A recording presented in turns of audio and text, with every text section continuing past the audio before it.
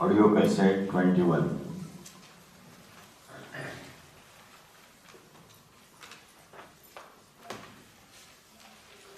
वाणी चल रही थी 25 दिसंबर 1991।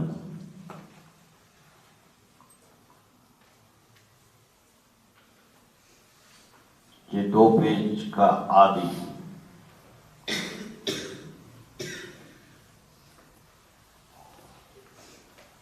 अभी तुम्हारी बुद्धि में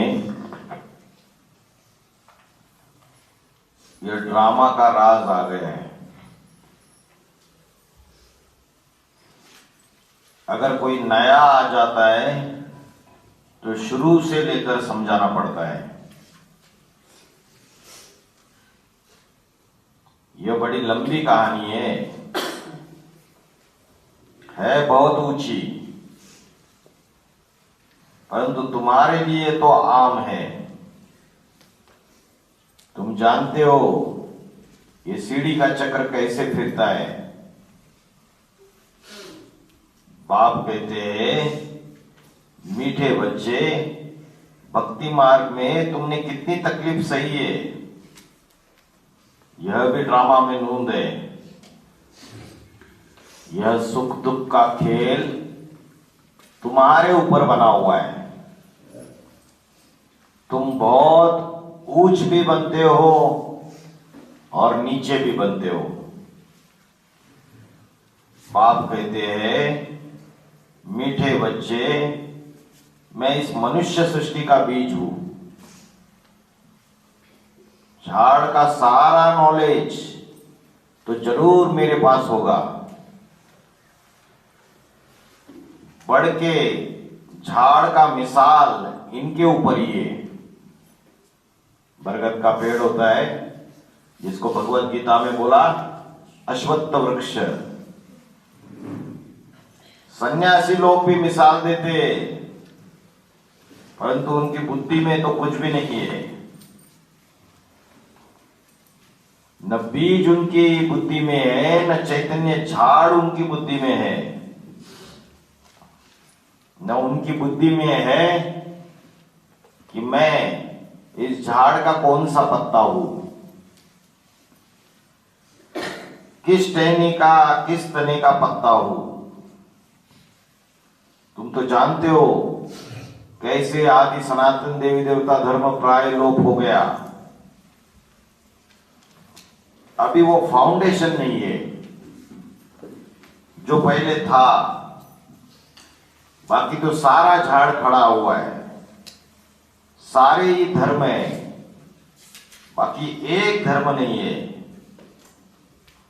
तो बड़ का झाड़ देखो कैसे खड़ा हुआ है। थूर है नहीं, थूर माना तना, थूर है नहीं देवी देवता सनातन धर्म का। फिर भी झाड़ सदा हरा भरा खड़ा हुआ है। दूसरे झाड़ तो फाउंडेशन बगैर सड़ जाते हैं, क्योंकि धूल बगैर उनको पानी कैसे मिलेगा।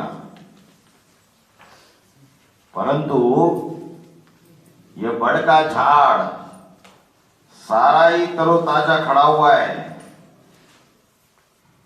ये तो वंडर है। इस झाड़ में देवी देवता धर्म तो है नहीं।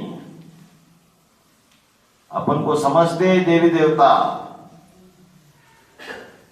देवता धर्म के बदले हिंदू कह दिया है। देवता अपन को भूल गए, हिंदू नाम क्यों पड़ा। समझते हैं हम हिंसा को दूर करने वाले। ही मन हिंसा, तू मन दूर करने वाले। ये बाहर की दुनिया की बात नहीं है, ब्राह्मणों की दुनिया की बात है।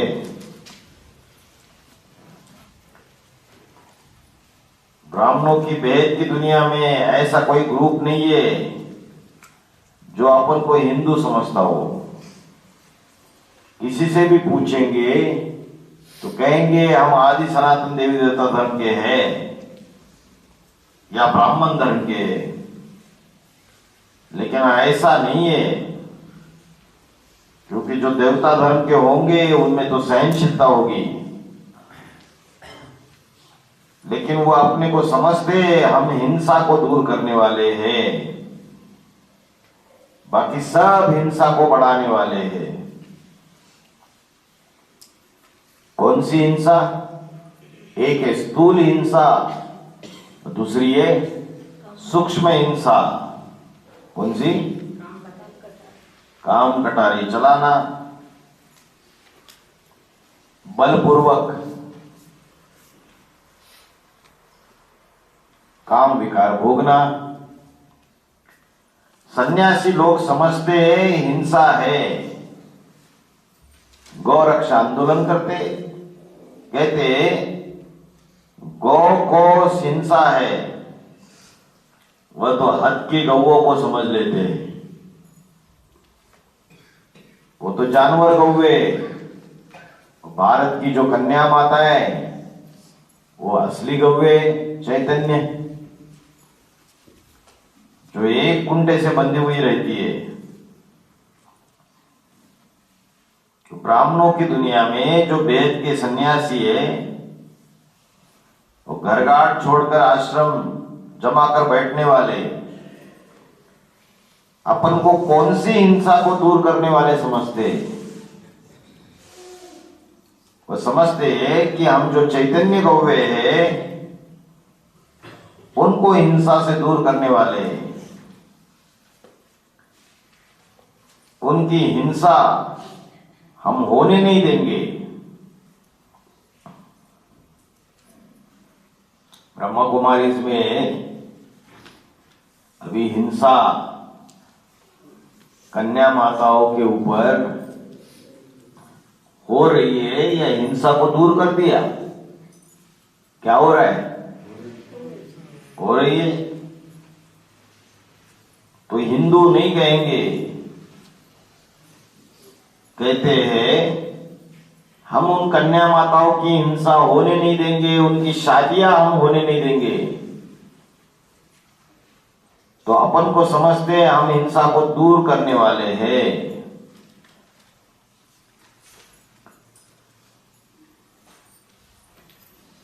लेकिन है वास्तव में हिंसा को बढ़ाने वाले।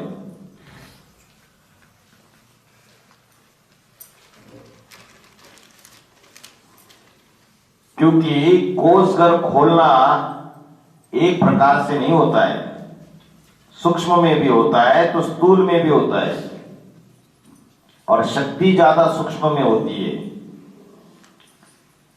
सूक्ष्म शक्ति ज्यादा विनाशकारी होती है, ज्यादा हिंसा करने वाली होती है।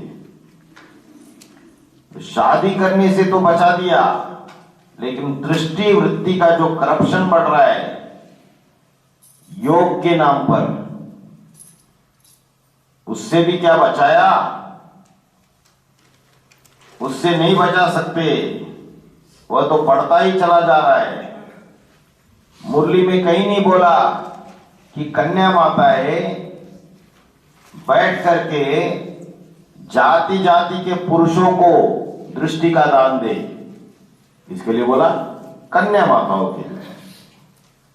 अगर कन्या माता है बैठ जाएगी संदली पे और भांति भांति के पुरुषों को दृष्टि का दान देंगे तो व्यभिचार फैल जाएगा।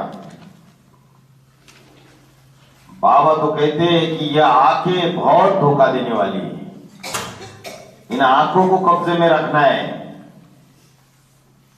इन्होंने उल्टा योग लगाना शुरू कर दिया, जहां दृष्टि जाएगी वहां वृत्ति जरूर जाएगी। ऐसा हो नहीं सकता कि दृष्टि जाए और वृत्ति ना जाए, संकल्प ना जाए। जहां दृष्टि जाएगी दृष्टि दूषित होगी, व्यभिचारी बनेगी। जैसे और सब इंद्रियां व्यभिचारी बनती है, तो कर्मेंद्रियों से व्यभिचारी करने वालों को वैश्य और वैश्या कहा जाता है। वैसे आंख भी व्यभिचारी बनती है। इन आंखों से किसे देखना है, किसको देखना है? एक बाप को देखना है। हम अपने बाप को बैठ देके, रावण ने सीता को क्या कहा? एक बार मेरी ओर देख ले। कौन था? मोहम्मद गौरी। और वो राजा रतन सिंह, राजा रतन सिंह की जो रानी थी पद्मावती, उसको आईने में दिखाता है, वहीं से शुरुआत हो जाती है। तो सीता को भी बोला रावण ने, एक बार मेरी तरफ देख लो। तो सीता ने एक बार भी उसकी ओर आंख उठाकर नहीं देखा। ये भारत की परंपरा है कि भारत में सीता सावित्री आंख उठाकर भी परपुरुष की ओर नहीं देखती थी। उसी भारत में हिंदू धर्म के नाम पर कोस घर खोले जा रहे, मुख से नहीं कहते हम हिंदू धर्म के, अंदर से अपने आप को गो की हिंसा से बचाने वाले हिंदू समझते, गौ रक्षा आंदोलन करने वाले। लेकिन वास्तव में जानवर गौओं की क्या रक्षा होगी जिनमें जानवरियत भरी हुई है? अरे भारत की कन्या माता है, तो दृष्टि से ही उनके अंदर कितनी शालीनता भरी हुई होती है। वह दृष्टि से जो शालीनता भरी हुई है, वही वास्तव में भारतीय कन्या माता है। वह ऐसा कार्य कैसे कर सकती है कि जो श्रीमत के बरखिलाफ हो? तो अपन को हिंदू कह देते, बाहर की दुनिया में तो मुख से कह देते, और ब्राह्मणों की दुनिया में मुख से नहीं कहते, लेकिन अंदर संकल्पों में ऐसा कहते हैं कि हम हिंसा को दूर करने वाले। अब देवी देवता धर्म तो है नहीं, तो हिंदू अपन को कह दिया है। जब से रावण राज्य शुरू हुआ है, क्योंकि देवी देवता कहलाने के लायक नहीं रहे, क्योंकि रावण तो है ही रुलाने वाला, व्यभिचार फैलाने वाला, इंद्रियों का व्यभिचार फैलाता है। तो रावण राज्य है दुनिया में, तो नाम बदल के हिंदू रख दिया है। देवताओं के जड़ चित्र, निशानी सिर्फ जाकर के रहिए, जिससे समझते स्वर्ग में उनका राज्य था। परंतु वह स्वर्ग कब था ये कोई नहीं जानते। ब्राह्मणों की संगमी दुनिया में देवी देवताओं का राज्य कब था? कराची में धर्म सत्ता, राज्य सत्ता एक के ही हाथों में थी। एक छोटा सा सैंपल बनाकर दिखाया बाबा ने स्वर्ग का। कौन से सन में? 1947-48 में। सतयुग की आयु बहुत लंबी चौड़ी कर दी है। कहते हैं कलयुग से दुगनी द्वापर की आयु, 3 गुना त्रेता युग की और 4 गुना आयु सतयुग की। तो लंबी चौड़ी आयु क्यों कर दी? बच्चे जानते कि चारों युगों की आयु बराबर होती है, क्योंकि शूटिंग का राज उनकी बुद्धि में नहीं है। चारों युगों की शूटिंग तो यह संगम युग में नूंदी हुई है, उसका हिसाब है, शूटिंग का भी हिसाब है। चारों युग की शूटिंग का टाइम निश्चित है। वास्तव में युग तो 1250 वर्ष के बराबर ही बराबर है, लेकिन शूटिंग पीरियड में टाइम बदल जाता है। पहले सीन की शूटिंग में जरूर ज्यादा टाइम लगेगा, क्योंकि साजो सामान इकट्ठा करके फाउंडेशन डालना पड़ता है, मेहनत बहुत ज्यादा करनी पड़ती है। सतयुग का शूटिंग कितना दिखाया, कौन से साल से लेके कौन से साल तक?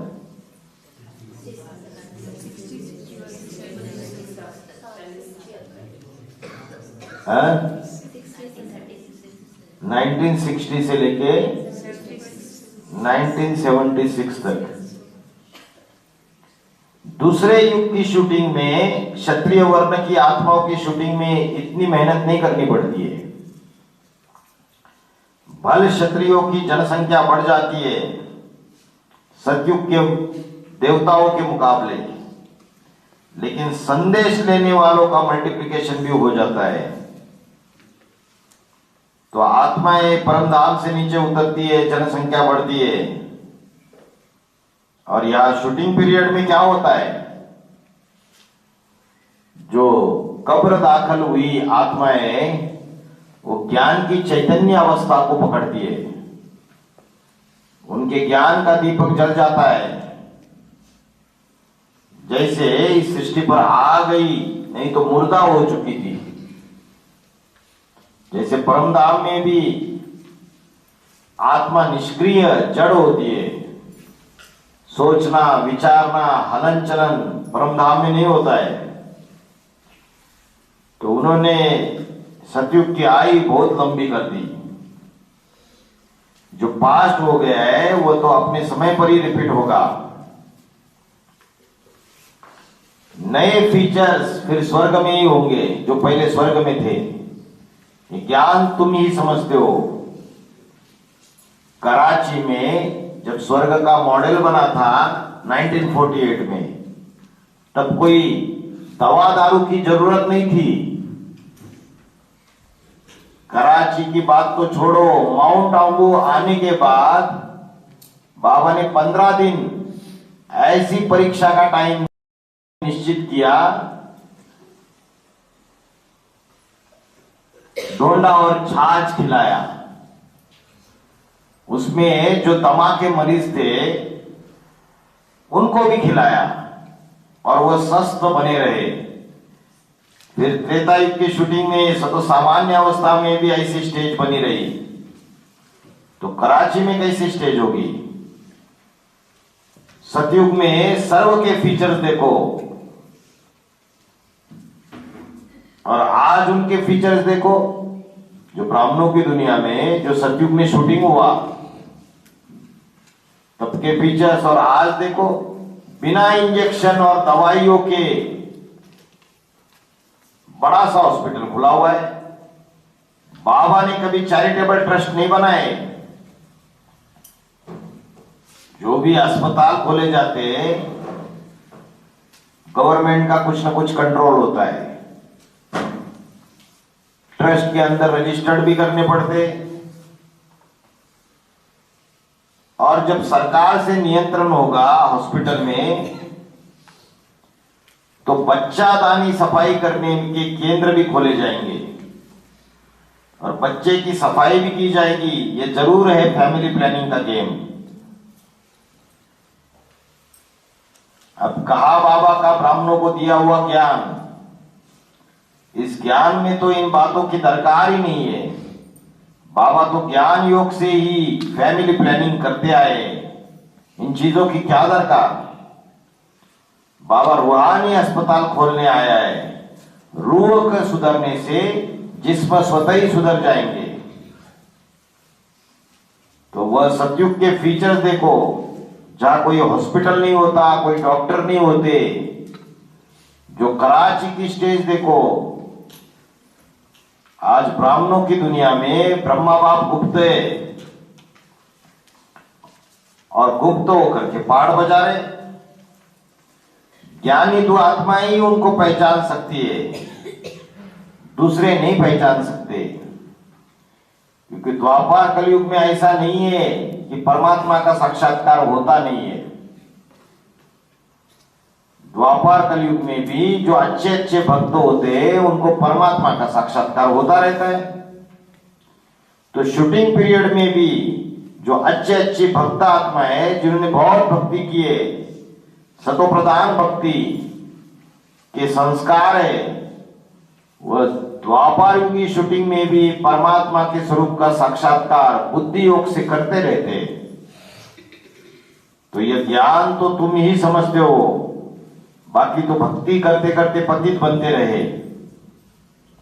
याद तो किया जाता है आत्मा और परमात्मा को, और भक्ति साकार की जाती है, चित्रों की भक्ति की जाती है। ज्ञान मार्ग में चित्रों की पूजा या चित्रों का दर्शन, महिमार्थ जाते हैं ना, दर्शनार्थ जाते हैं। न जड़ चित्रों को देखने के लिए, न जड़ चित्रों के मंदिरों में वहां कोई चैतन्य देवता थोड़ी बैठा होता है, जड़ चित्र रखा होता है। तो वह सब भक्ति करते करते पतित बन पड़ते। जड़ चित्रों की भक्ति करने से और ही पतित होते जाते। कहते तुम जानी जाना नार हो। बाप कहते मैं एक एक की दिल को बैठकर थोड़ी ही जानूंगा। सुप्रीम सोल को एक एक के दिल को बैठकर जानने की क्या दरकार।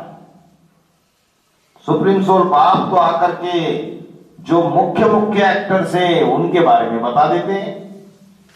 इसलिए त्रिमूर्ति अष्टदेव के बारे में जितनी महिमा है मुरलियों में, हजारों पॉइंट्स है। तो बाबा ने बोला मुख्य मुख्य एक्टर्स के बारे में बताते। जैसे प्राइम मिनिस्टर है, क्या वो छोटे छोटे गांव में सिपाही या चौकीदार काम कर रहे हैं उनसे डील करेगा, उनसे कनेक्शन रखेगा? ऊंचे का कनेक्शन ऊंचे से होगा ना, सबके साथ डायरेक्ट कनेक्शन थोड़ी होगा। सुप्रीम सोल बाप कहते हैं कि गॉड इज वन, तो गॉड का बच्चा भी वन कहा जाता है। त्रिमूर्ति ब्रह्मा देवताओं में बड़ा शंकर है। जो महावाक्य है तो बड़ा बच्चा कौन हो गया? भारतीय परंपरा है। जो बड़े लंबे समय तक यहां राजाई कलयुग में चलती आई है। त्रिमूर्ति ब्रह्मा, देवताओं में बड़ा शंकर।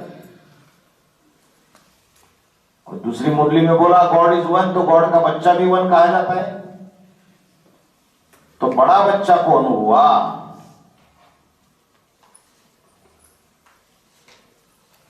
शंकर हुआ ना। तब तो सूक्ष्मोतन में ऊंचे तबक्के में बैठा हुआ है। तो भारतीय परंपराओं में राजाओं ने किसको राजाई दी? हमेशा बड़े बच्चे को राजाई दी। बड़ा भाई बाप समान क्यों कहा जाता है? जो बड़ा बच्चा पैदा होता है वो लंबे समय की प्यूरिटी धारण करके पैदा होता है। उसके बाद तो पतित होना है। उसके बाद जो दूसरा बच्चा होगा वो पतितपने से पैदा होगा। स्थूल दुनिया में जो पहला बड़ा बच्चा पैदा होता है वो बड़े लंबे समय तक किशोर अवस्थाओं से भी आगे बढ़ गए नौजवान। जब नौजवान होने तक 18, 20, 25 साल तक के, जब तक शादी हुई तब स्त्री पुरुष पवित्र रहते हैं ना। तो इतने लंबे समय की पवित्रता धारण करके बाद में बड़े बच्चे का जन्म हुआ। तो प्यूरिटी की पावर उस बच्चे में भरी होती है। इसलिए बड़े बच्चे को हमेशा राजाई दी जाती है। परमपिता परमात्मा ने संगम युग पर आकर के इस श्रेष्ठ परंपरा का बीजारोपण किया। तो बाप भी जब आते तो जो बड़ा बच्चा या तो ज्ञान में जो बड़ा वो बड़ा ठहरा, तो बड़े बच्चे को राजाई दी जाती है। विश्व की बादशाही बड़े बच्चों को दी जाती है। तो एक बाप है सुप्रीम सोल, तो उसका बच्चा भी एक ही होगा जो सारे विश्व का मालिक बनने वाला होगा। सारे तो विश्व के मालिक नहीं बन जाएंगे, बाकी तो उसके असिस्टेंट हो सकते हैं।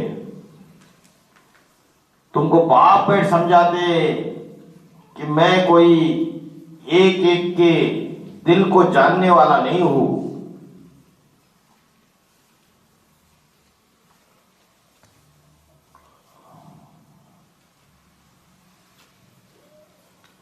माना 500 करोड़ के दिल को जानने की दरकार उसको नहीं है।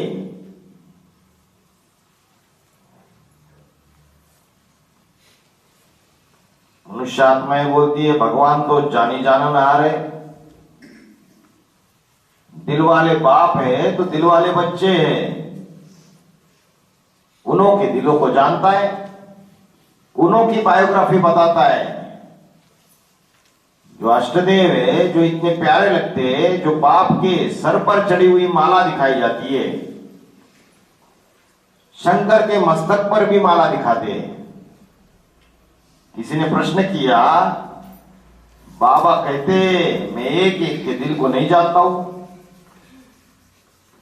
आप तो जानते होंगे। बाप कहते मैं सारा दिन बैठ ये धंधा करूंगा क्या? मैं तो आया ही हूं पतितों को पावन बनाने के लिए। मैं कोई यहां बैठकर धंधा कर देखूं कि कौन कौन क्या क्या कर रहा है, तो ये मेरा धंधा नहीं है। तुम जानते हो हम बाबा से स्वर्ग का वर्षा ले रहे, बाकी सब वापिस मुक्ति धाम चले जाएंगे। सुख का वर्षा हमें मिलेगा इसी जन्म में, इसी शरीर से। ईश्वरीय जन्म सिद्ध अधिकार हमको मिलेगा और बाकी सब इस दुनिया से मुक्त होकर परम धाम चले जाएंगे। हम सुखधाम में बैठेंगे। बाप ही आकर मुक्ति जीवन मुक्ति में ले जाते। हिसाब किताब चुकतू करके सबको जाना है। तुमको सतो प्रधान बनना है तो तुम दूसरों की बात क्यों करते हो? तो तुम खुद तो स्वर्ग का वर्षा ले लो। दूसरे मुक्ति में कैसे जाएंगे इस बात को छोड़ दो। जिसका रथ होगा वो स्वार्थी तो जरूर होगा। एक शिव बाप को अपना रथ नहीं है तो शिव ज्योति बिंदु स्वार्थी नहीं होगा। बाकी जिनको जिनको अपना शरीर रूपी रथ है वो स्वार्थी जरूर होंगे। निष्काम सेवादारी एक शिव ज्योति बिंदु शिव परमात्मा है। बाकी A to Z माना प्रजापिता से लेकर के 500 करोड़ आत्मा, एक भी मनुष्य आदमी नहीं है जो स्वार्थी नहीं हो सकता। हर एक को पहले अपने से प्यार है, फिर बाप या पति से प्यार होता है। तो तुम दूसरों की बातों में क्यों जाते हो? तमो प्रधान से सतो प्रधान बनाने वाला एक ही बाप है। भक्ति मार्ग में तो ज्ञान की रत्ती भी नहीं है। कहते हैं ज्ञान और भक्ति, कितना समय भक्ति चलती है और कितना समय ज्ञान चलता है, तो ये बेचारों को कुछ भी पता नहीं है। भक्ति में ज्ञान की रत्ती नहीं होती और ज्ञान में भक्ति का अंश मात्र नहीं होता। भक्ति चलती है द्वापर युग कलयुग में। संगम युग के शूटिंग पीरियड में भक्ति कब तक चलती है और ज्ञान कब चलता है? जब तक ज्ञान सूर्य बाप साकार में चमकता है, दिखाई देता है, प्रत्यक्ष होता है, तब तक है ज्ञान। और जब गुप्त हो जाता है तब चालू होती है भक्ति। एडवांस पार्टी की दुनिया में भी बाबा गुप्त होने के बाद भक्ति फैलती जा रही है। तो वो कुछ भी नहीं बता सकते। बाप खुद ही बताते हैं कि मैं कैसे आता हूं और किस में प्रवेश करता हूं। कैसे आता हूं? पतित तन में प्रवेश करके आता हूं। मनुष्य ये भक्ति मार्ग में फंसे होने के कारण नहीं जानते। भक्ति मार्ग में जो पवित्र रहने वाले गुरु लोग हैं उनको ही भगवान सदगुरु समझकर पूछते रहते, तो समझते भगवान इस रूप में कैसे आ सकता। हम तो गुरुओं को भगवान समझकर बैठे थे। जो गुरु घरघाट छोड़ करके पवित्र जीवन बिताते, तो भक्ति मार्ग में फंसे होने के कारण मुझे नहीं पहचानते, इसलिए तुम शिव शंकर के चित्र पर समझाते हो, ताकि भक्ति मार्ग में जो फंसे हुए देहधारी धर्मगुरुओं के चंगुल से वो छूट जाए। ब्राह्मणों की दुनिया में भी देहधारी धर्मगुरुओं के चंगुल में फंसे हुए सच्चाई को मानने के लिए तैयार नहीं होते। उनको बताया कि शंकर का पाठ चल रहा है, तो जो ब्रह्म कुमारी में दीदी दादिया रहती है वो अपने जिज्ञासुओं को बताती है कि शंकर का कोई पाठ नहीं है, अपने में लटका के रखती है। ऐसे ही एडवांस पार्टी में तुम शिव शंकर के चित्र पर समझाते हो, दोनों अलग अलग है, हर आत्मा का पाठ अलग अलग है। शिव की आत्मा अलग पाठ बजाएगी और शंकर की आत्मा भी वही पाठ बजाए, ऐसे कैसे हो सकता है? दोनों का पाठ अलग अलग है।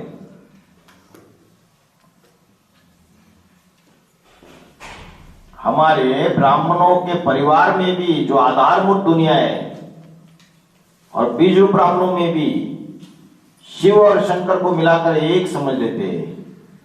बहुतों को तो शंकर ही शंकर दिखाई पड़ता है, शिव बिंदु तो भूल ही जाते, साकार से चिपकने की कोशिश करते या फिर बिंदु से चिपकने की कोशिश करते। दोनों का एक्ट अलग अलग है। जो पतित तनधारी आत्मा है वो अपना एक्ट करेगी और जो उसमें एवर प्योर प्रवेश कर रहा है वो अपना एक्ट अलग करेगी। तो राम और रावण का युद्ध पहले पहले कहा होती है, जिस तन में पाप प्रवेश करते हैं उसी शरीर में मूल रूप से राम और रावण की युद्ध चलती है। रावण कौन है? जो पतित है राम की आत्मा, वो रावण का पार्ट है, और Shiv supreme soul ever pure जो प्योर है वो राम का पार्ट है।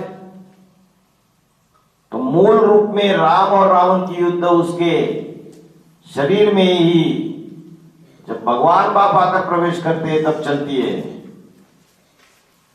उस युद्ध में जब वो स्वयं विजयी हो जाए शंकर की आत्मा, तो समझो काम विकार के ऊपर जीत पाई, माना कामदेव को भस्म किया। तो अपने अंदर के बैठे हुए कामदेव को भस्म करने वाला, काम विकार रूपी चोर डकैत को पकड़ने वाला, कंट्रोल करने वाला, फिर दूसरे शास्त्रों को भी आसानी से भगाए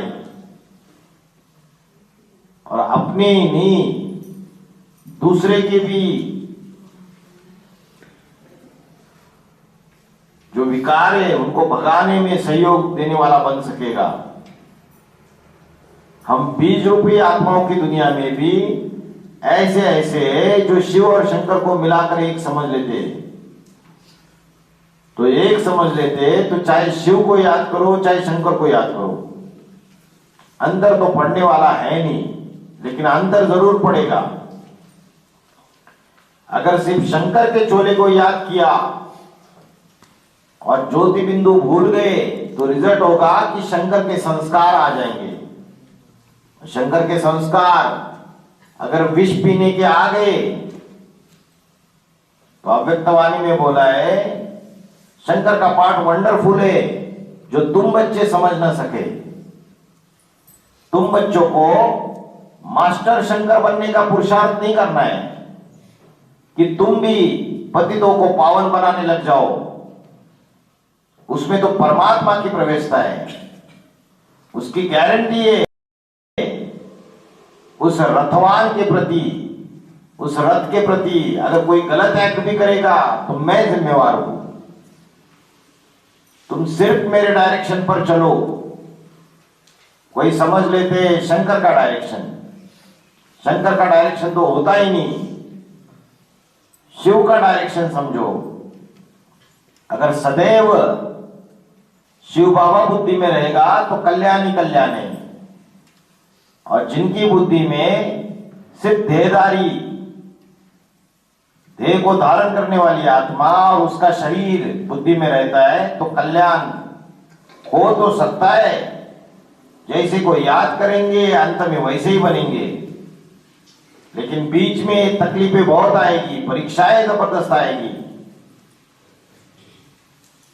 क्योंकि उस आत्मा में तो योग की पावर है।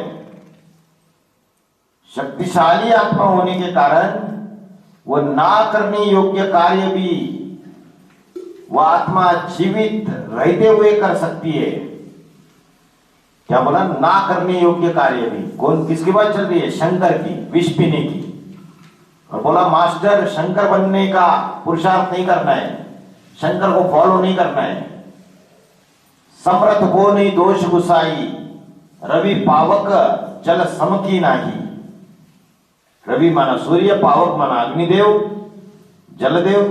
जैसे सूर्य गंदे से गंदा सड़ा हुआ सामान उसके सामने डाल दो तो वो गंदा खा जाएगा, बीमार नहीं पड़ेगा। तो जड़ सूर्य की बात हो गई। ऐसे ही चैतन्य सूर्य की भी यही बात है। चैतन्य सूर्य के सामने कोई भी कचरा कीचड़ डाली जाए उसके ऊपर कोई असर नहीं पड़ सकता। चंद्रमा के ऊपर धब्बा लग सकता है, चंद्रमा में धब्बा है भी, लेकिन सूर्य में धब्बा नहीं लगता। अग्नि है, अग्नि में कैसा भी कचरा डाल दो भस्म हो जाएगा। तो यहां कौन सी अग्नि है? कौन सा अग्नि देवता है? योगेश्वर, जिसका योग पूरा पूरा लगा हुआ है, वो तो कोई भी कर्म करे। जैसे बाबा मुरली में कहते हैं कुछ भी करो, किसी भी कर्मेंद्रियों से कर्म करो, लेकिन मेरी याद में रहो। कोई कर्म ऐसे है जिसमें 63 जन्मों का ऐसा लगाव लगा हुआ है कि रसगुल्ला जब खाने लगते तो सब कुछ भूल जाते। तो प्रैक्टिस मेक्स मैन परफेक्ट। जिन्होंने बिंदु को याद करने की प्रैक्टिस कर ली, बुद्धि को सूक्ष्म बना लिया, वो आत्माएं मनन चिंतन मंथन की सूक्ष्म स्टेज में टिक जाती है। और टिकने के कारण वो जो कोई भी कर्म करती है, कर्म करते हुए उनकी मनन चिंतन मंथन की सूक्ष्म स्टेज बनती रहती है और उनके ऊपर फिर कर्मों का लेप चेप नहीं लगता है। जब गहरी मंथन या ध्यान में है, आंखें हमारी खुली होती है, तो कोई सामने से निकल जाता है तो हमको पता नहीं पड़ता है, क्योंकि मन उस कर्म में इन्वॉल्व नहीं होता है। आंख स्थूल इंद्रिय है, स्थूल इंद्रिया कोई भी भोग नहीं भोग सकती जब तक कि मन उनमें इन्वॉल्व नहीं है। तो उसका पाप पुण्य नहीं लग सकता यदि मन बुद्धि दूसरी जगह लगी हुई है।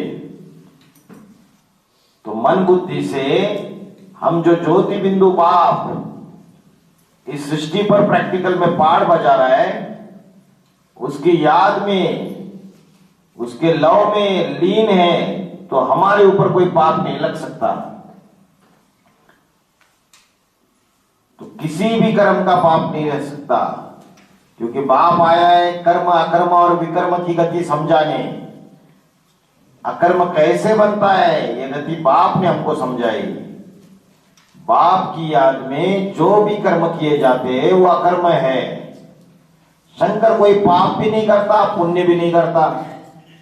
शंकर विषपाई है, परंतु विष पेट में जाता है, गले में अटक गया। कहते सागर मंथन हुआ और उसमें विष निकला, ढेर का ढेर, जो सारी दुनिया को खलास कर देगा।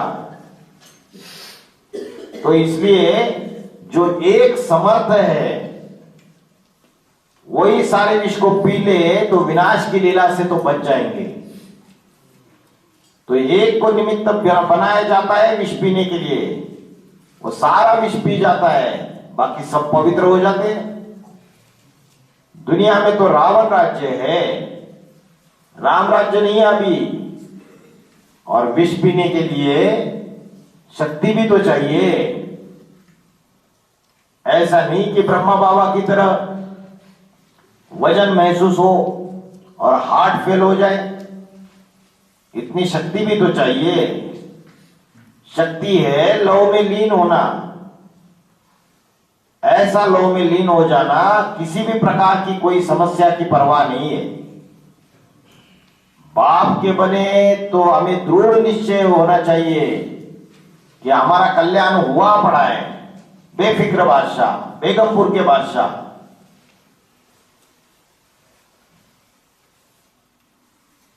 तो होता भी है, नहीं तो ऐसा होता है कि जो आत्मा एक बार में विकार में जाएगी, कर्मेंद्रियों की विकृति में जाएगी, तो ज्ञान बुद्धि में टिक नहीं सकता, क्योंकि चिंता खा जाती है।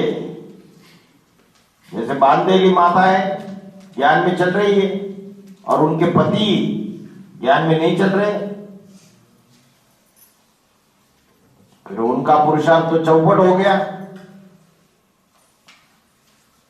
क्या चौपट हो जाता है? नहीं, उनकी जो अपनी रग है, अपना लगाव है, वो नहीं होता। क्या विकारी सुख भोगने का अगर उनका लगाव नहीं होगा तो फिर उनके ऊपर पापों का बोझा चढ़ेगा? नहीं चढ़ेगा। इसलिए बाबा ने बोला है, बांदली माता है, अगर उनका पति नहीं छोड़ता है, पतित बनाता है बांध करके, तो तुम्हारा कोई दोष नहीं। शंकर का पाठ अपना है, उसकी तुम चिंता मत करो। तुम मास्टर शंकर बनने का पुरुषार्थ मत करो। वो तो पाठ जिसका है उसी को रहने दो। राम ही रावण बनता है, रावण राम बन जाता है। कृष्ण कंस बनता है, कंस कृष्ण बन जाता है। जब तुमने जान लिया तो जानने के बाद मानना भी तो चाहिए। फिर बार बार बुद्धि तुम्हारी चलायमान क्यों हो रही है? तो वह सूक्ष्म वतनवासी और वह परमधाम के वासी, शिव बाबा परमधाम के वासी और शंकर सूक्ष्म वतनवासी फरिश्ता, जिसका फर्ज से दुनिया वालों के मन बुद्धि से कोई रिश्ता नहीं है। क्या शरीर की इंद्रियों से रिश्ता नहीं होता? प्रैक्टिकल में रिश्ता तो होता है, परंतु बुद्धि से उपरांत। अगर वो रिश्ता बुद्धि से परे है तो बुद्धि का रिश्ता जुटता ही नहीं, और वो रिश्ता ही नहीं जुटा तो याद भी नहीं आएगा।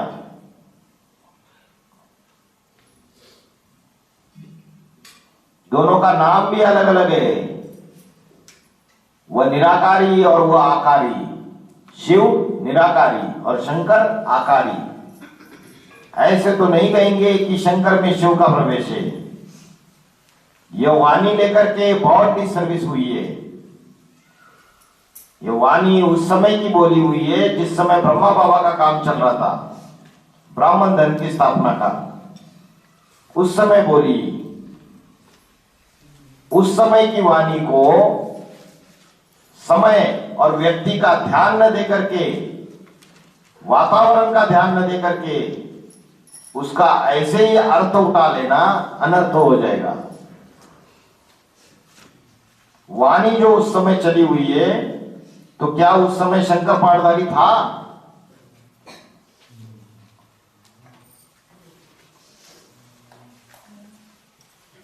था ही नहीं। जब ब्रह्मा बाबा ने वाणी चलाई थी तो बाबा ने क्या बोला? जो वाणी है किस समय बोली है, और उस समय की वाणी को समय और व्यक्ति का ध्यान न देकर के, वातावरण का ध्यान न देकर के उसको ऐसे ही अर्थ उठा लेना गलत हो जाता है। इसलिए पुरानी पुरानी वाणियों में जो बातें बोली है वो उस समय के लिए लागू होती है। और अभी ब्राह्मण परिवार वाले क्या करते हैं, 2026 भी आ गया, उन्हीं बातों को उठाएंगे।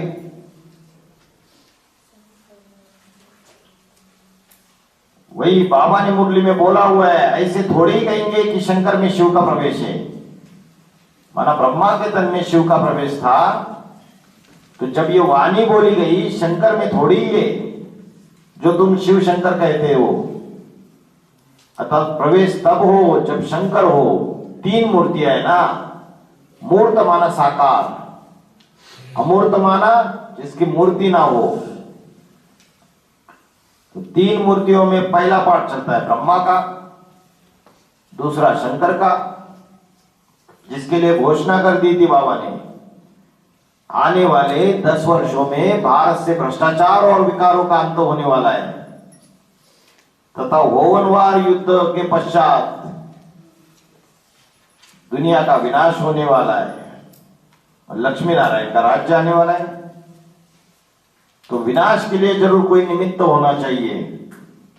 निमित्त माना ही साकार, तो वो सेकंड मूर्ति है शंकर।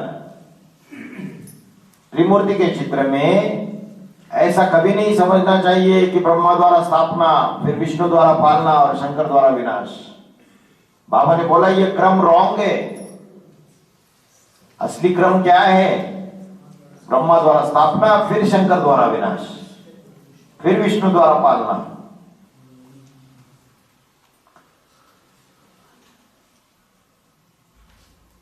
आप समझाते मैं तो इस ब्रह्मा में प्रवेश करता हूं। शिव बाबा को तो ब्रह्मा जरूर चाहिए, क्योंकि मुरली में बोला ये ब्रह्मा चला जाएगा तो क्या यज्ञ का कार्य नहीं होगा। भल ये ब्रह्मा चला जाए तो जिस भी तन में प्रवेश करे उसका नाम ब्रह्मा रखना पड़े। ब्रह्मा ने भल शरीर छोड़ दिया, परंतु ब्राह्मण बच्चे तो है। जिस ब्राह्मण के अंदर वो ज्ञान चंद्रमा प्रवेश होकर कार्य करता है।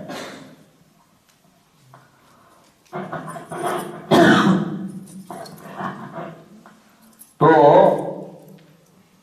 शिव बाबा का डायरेक्ट कनेक्शन ब्रह्मा से है। शंकर जो है वो सूक्ष्म वतनवासी फरिश्ता, जिसका फर्श की दुनिया वालों से कोई रिश्ता नहीं है। चाहे तुम उसको चूमो, चाटो, उससे प्यार करो, वो 1 सेकंड में जुदा, न्यारा। तो न्यारा तो प्यारा बन जाता है। ये पार्ट है शंकर का, ये विशेष पार्ट है। इसलिए बाबा ने मुरली में बोला शंकर का जो पार्ट है बड़ा वंडरफुल है, जो तुम बच्चे समझ नहीं सकते। तो बाप समझाते हैं कि मैं तो इस ब्रह्मा में प्रवेश करता हूं। ब्रह्मा की सोनी पढ़ाई पड़ती है, कृष्ण बच्चे के लिए पढ़ाई है, शंकर के लिए पढ़ाई नहीं है। वो पतित बनता ही नहीं। मुरली में बोला शंकर कोई पतित बनता है क्या? जिनकी मन बुद्धि क्षरित होती है, पतित बनती है, नीचे स्टेज में जाती है, उसको पतित कहेंगे। सन्यासी लोग घर बार छोड़ देते, शरीर से पवित्र रहते, लेकिन मन बुद्धि उनकी भागती रहती है। या तो बाप जो हम सिखाते वो बात ही निराली सिखाते।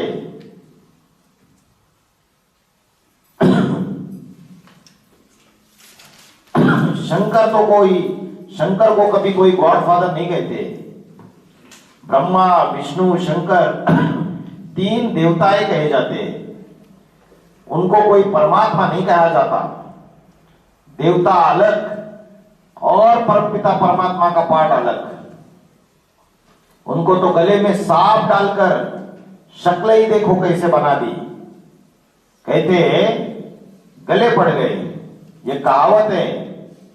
जैसे कहते ये घरवाली तो जैसे हमारे गले पड़ गई। तो गले पड़ जाना माना ऐसे बिच्छू टिंडन है जिनकी बुद्धि में ये बैठ गया कि इसके बगैर मेरी संतति हो ही नहीं सकती। तो वह तो गले पड़ गए। गले पड़े हुए चंदन विश्व व्यापत नहीं लिपटे रहता भुजंग। चंदन का वृक्ष होता है,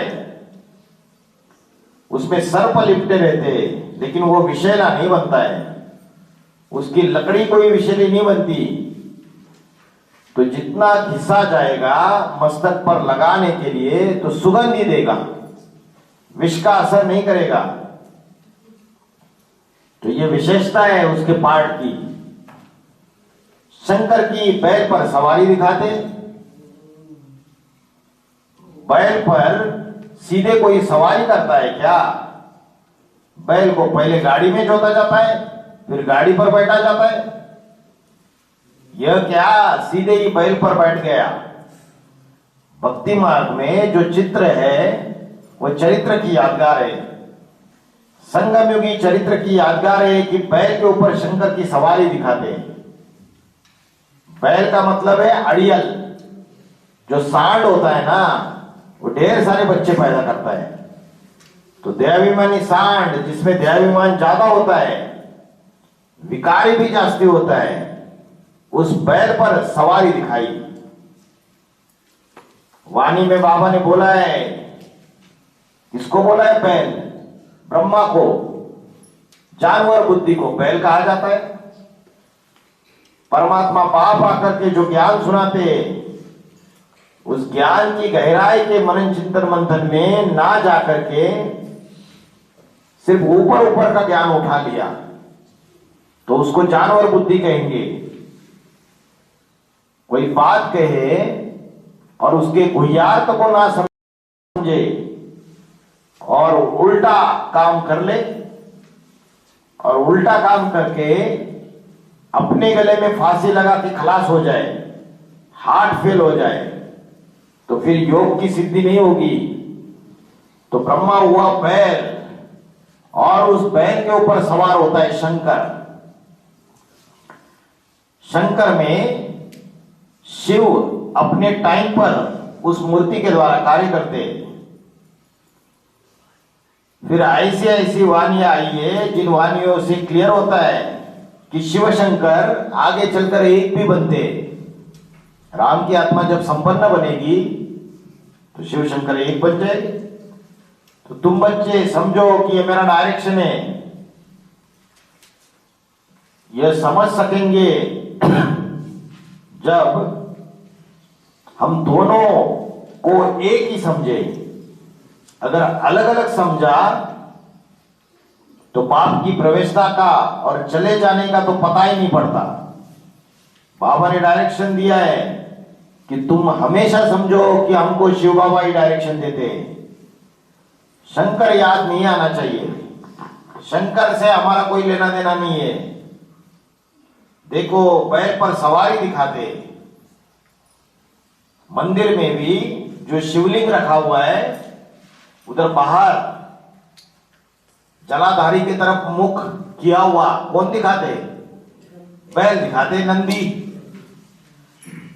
जो जलाधारी होता है, उस जलाधारी से जो जल बहता है, जो जलाधारी की नाली होती है, उस नाली के बिल्कुल मुंह पर बैठा हुआ दिखाया जाता है।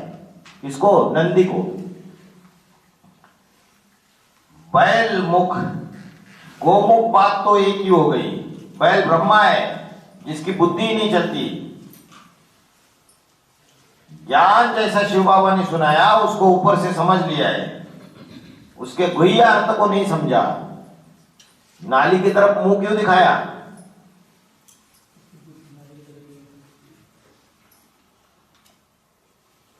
तो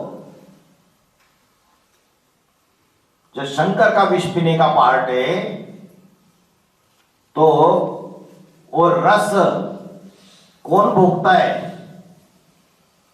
जो कामेंद्रिय का सुख है वो भोगने वाली आत्मा कौन है? ब्रह्मा की आत्मा है।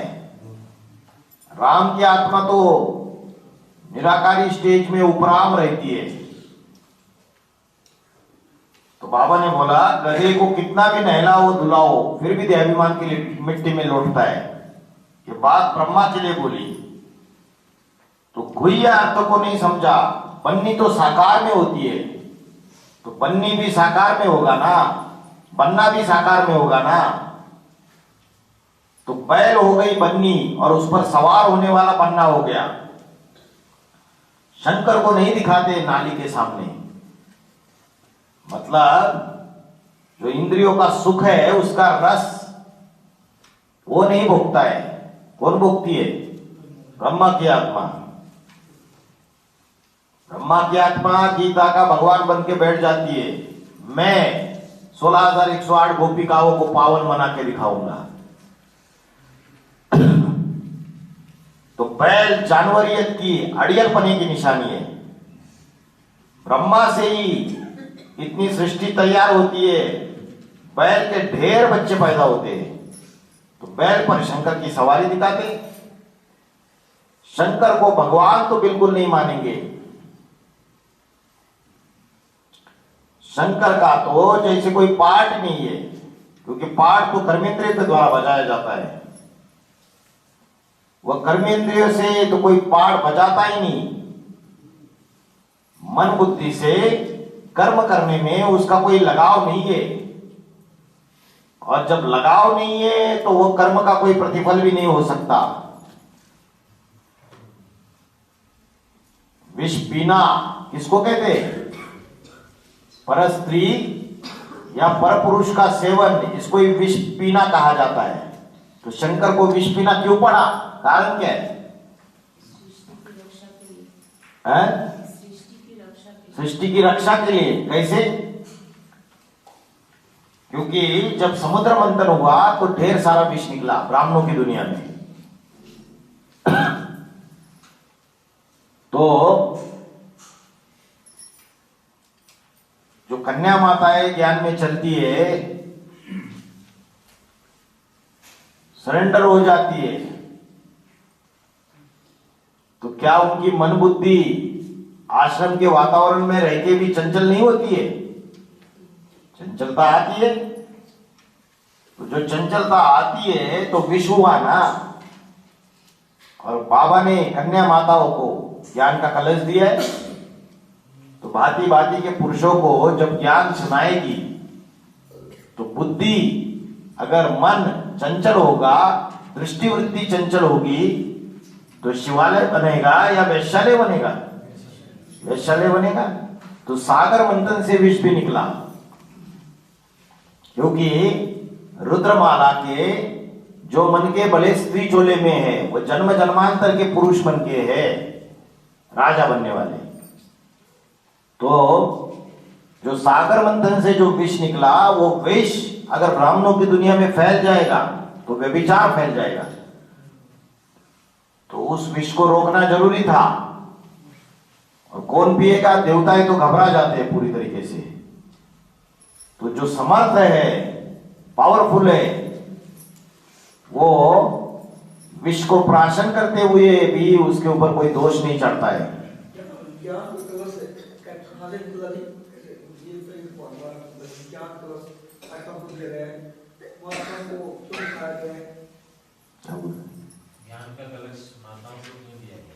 ज्ञान का कलश माताओं को इसलिए दिया गया है क्योंकि कन्या माताएं पवित्र बुद्धि वाली होती है। शेरनी का दूध सोने के बर्तन में ही टिकता है, और मिट्टी के बर्तन से फाड़ के बाहर निकल जाता है। तो शेरनी का दूध माना परमात्मा का ज्ञान। ब्रह्मा के मुख से जो वाणी निकली, मुरली का ज्ञान निकला, वो ज्ञान सोने के बर्तन में, सोना माना पवित्रता, बर्तन माना बुद्धि रूपी बर्तन। पवित्र बुद्धि वाली जो कन्या माता है, उनकी बुद्धि में वो ज्ञान टिकता है और वो ज्ञान दूसरों को बांटती है। अगर देहाभिमान रूपी मिट्टी का बर्तन होगा, जैसे पुरुषों का होता है, तो उसमें वो ज्ञान टिकता नहीं है, निकल जाता है। इसलिए कन्या माताओं को ज्ञान का कलश दिया। और कन्या माताएं ज्ञान सुनाती है तो उनके मुख से ज्ञान सुनना अच्छा लगता है, मीठा ज्ञान सुनाती है। पुरुषों की वाणी तो तेज तर्रार होती है, तो मीठा ज्ञान सुनना अच्छी बात है। तो समझा विष प्राशन क्यों करना पड़ता है? नहीं तो व्यभिचार फैल जाएगा, शिवालय की जगह वैश्यालय बन जाएगा। तो जो परिवार का मुखिया है, जो समर्थ है, बाकी देवताएं तो घबरा जाते हैं, अरे हमारी तो अवस्था खराब हो जाएगी। तो जो समर्थ है वो फरिश्ता है, बाबा ने बोला शंकर को चूमो चाटो, कुछ भी करो, उसको कोई फर्क नहीं पड़ने वाला, प्यार करो, दिखावा करो, वो 1 सेकंड में न्यारा बन जाएगा। वो निराकारी स्टेज में उपराम मन बुद्धि को उपराम रहने की स्टेज में उसका अभ्यास हुए, प्रैक्टिस है। तो जिससे भी संबंध जुटता है उसकी याद उसके बुद्धि रूपी पेट में नहीं आती है, विष यहां तक कि कंठ तक आके रुक जाता है। जैसे किसी के कनेक्शन में आते हैं, संबंध संपर्क में आते हैं या गहरे कनेक्शन में आते हैं पति पत्नी के, तो मन बुद्धि में वो संबंध याद आता है या नहीं आता है? आता है। लेकिन शंकर जैसा पावरफुल पुरुषार्थी है, उसको वो संबंध याद नहीं आता है। कर्म किया और 1 सेकंड न्यारा, बुद्धि उपराम। तो ये पावरफुल आत्माओं की निशानी है। इसलिए बोला शंकर को फॉलो नहीं करना है। उसका पार्ट कैसा है? नारियल, रियल नहीं है। बाहर से तो बड़े बड़े बाल दिखाई देते विकारों के, और जब फोड़ा जाता है तो अंदर मुलायम नरम। तो अंदर से जो है उसमें शीतलता भरी हुई है, वो कोई विकारी नहीं है जैसे बाहर से दिखता है। योगियों की 2 निशानी है। क्या निशानी है? जो योगी होगा उसके नेत्र निश्चल होंगे, आंखें एक टिक हो जाएगी। और दूसरी निशानी, उसके इंद्रियों में शीतलता होगी। और इंद्रियों में कौन सा इंद्रिय है जो बहुत मार मारता है, बहुत दुख देने के निमित्त बनता है? काम इंद्रिया। तो जितनी योग बल की शक्ति ज्यादा, उन इंद्रियों में शीतलता आएगी। इसलिए जो अमरनाथ है, क्या बोलते हैं उसको? बर्फानी बाबा। कैसा लिंग है? बर्फ का लिंग है। इसका मतलब शीतलता भरी हुई है। ऐसा नहीं कि निस्तेज है। योग की पावर से उसके इंद्रियों में शीतलता भरी हुई है, उसकी मंदिरों में पूजा हो जाती है। तो बाबा ने बोला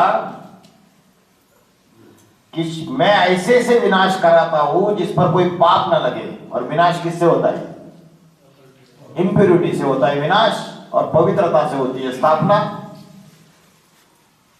तो मुरली में ये वाक्य बोला तो जरूर ऐसी स्टेज बनी हुई होगी जिस पर कोई पाप ना लगे।